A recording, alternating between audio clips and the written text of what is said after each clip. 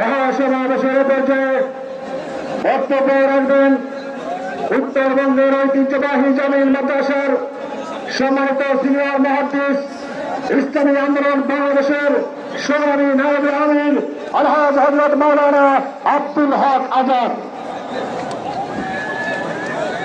আসসালামু আলাইকুম ওয়া রাহমাতুল্লাহি ওয়া বারাকাতুহু।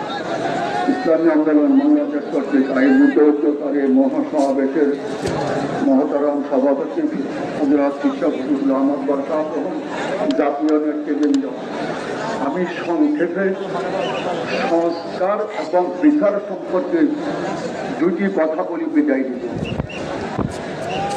পাকিস্তান অর্জন হয়েছে, বাংলাদেশ হয়েছে 25শে জুলাই, কিন্তু অতীতের দুটি পরিবর্তনের মধ্যে মানুষের ভাগ্যের কোনো পরিবর্তন